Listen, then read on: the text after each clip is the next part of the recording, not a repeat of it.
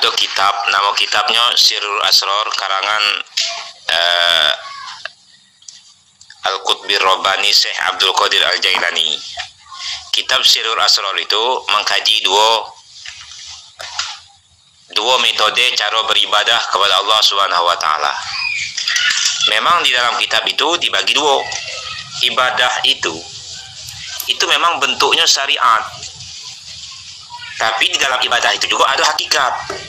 Makanya Syekh Abdul Qadir Al-Jailani membagi ibadah itu dua, ada ibadah syariah, ada ibadah hakikat. Nah, beri contoh, buat berpuasa.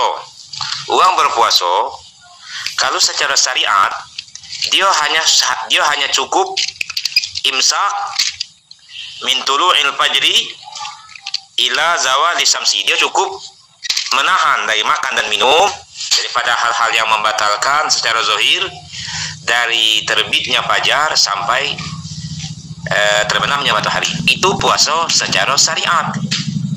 Tapi ada lagi puasa secara hakikat, kata beliau.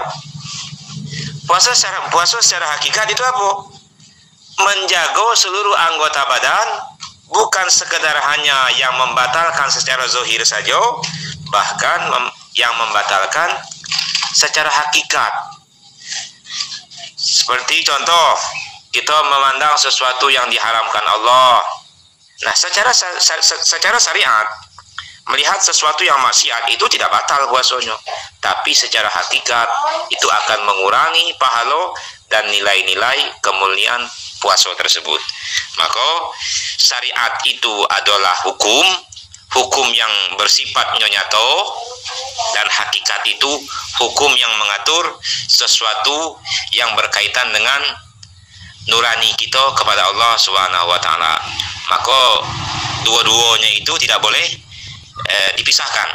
Nah, makanya Imam Malik bin Anas bin Malik itu beliau pun tegas mengatakan macam mana? Man tafaqqaha wa la tasawwafa fatafassak. Siapa yang mempelajari ilmu fikih tanpa tasawuf. Nah, jadi fikih itu syariat, tasawuf itu hakikat. Siapa yang mempelajari ilmu fikih tanpa ilmu tasawuf, siapa yang mempelajari ilmu syariat tanpa mempelajari ilmu hakikat, fatafassak, maka dia akan menjadi orang fasik. Dia akan menggampang-gampangkan dosa. Saya ngambil contoh. Seandainya ada buah manggo, batang manggo tumbuh di tengah jalan, di tepi jalan, kemudian dahannya condong ke tengah jalan, dalam ilmu fikih itu namanya hakut tori, hak umum, hak jalan. Itu halal dimakan. Tapi dalam ilmu tasawuf itu haram karena ada yang menanamnya, ada yang miaronya, ada yang punya. Nah, maka tidak boleh sekedar mempelajari ilmu fikih, tetap dia harus mempelajari ilmu tasawuf supaya dia tidak jatuh ke dalam orang-orang yang fasik. Kemudian kata Imam Malik bin Anas bin Malik, wa man tasawwafa wa la tafaqqaha fatazandak. Siapa yang hanya mempelajari ilmu tasawuf saja, hakikatnya aja yang dia pelajari, tapi tidak mempelajari ilmu fikih, ilmu syariat, fatazandak, maka dia akan jadi zindik. Dia akan bisa membuat ibadah-ibadah lagi, merasa lebih dekat kepada Allah.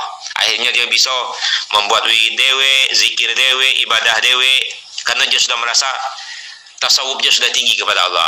Padahal amal ibadah itu ada fikih yang mengatur, ada hukum-hukum syariatnya. Nah, maka dua-duanya syariat dan hakikat, fikih dan tasawuf wajib untuk dipelajari. Maka terakhir kata Imam Malik, wa man tasawwafa wa tafaqqaha fatahaqqaq. Siapa yang mempelajari ilmu tasawuf, ilmu fikih dan ilmu tasawuf, kedua-duanya dipelajari, maka inilah yang sebenar-benarnya. Syukron.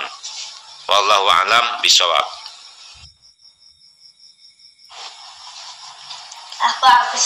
Jadi yang wajib untuk kita pahami dan kita mengerti ya dua itu tadi. Adapun yang lima tadi, ma'rifat, kalamullah, musyahadah, sir, lenyap tu sir, itu ilmu sir. Nah, itu ilmu-ilmu pendukung yang biasanya perlu tingkatan yang lebih tinggi lagi untuk mengkajinya.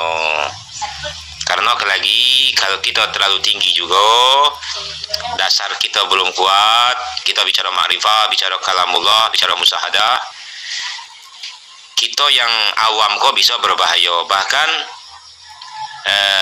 Al-Imam Syekhul Islam, Al-Imam Ibnu Taimiyah, itu orang Syekhul Islam, gurunya orang Islam.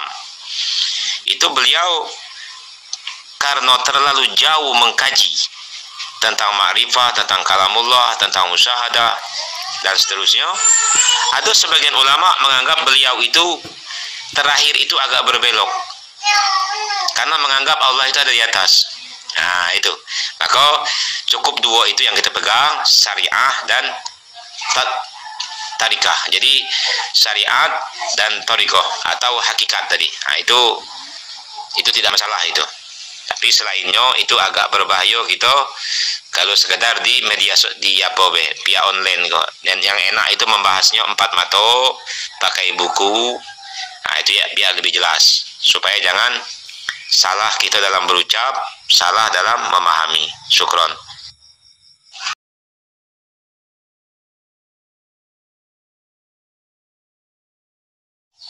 Itu ngan koreksi itu ya, itu imsak min tulu'il fajri ila ghurubis samsi, itu yang benar. Ghurubis samsi, jadi terbenamnya matahari.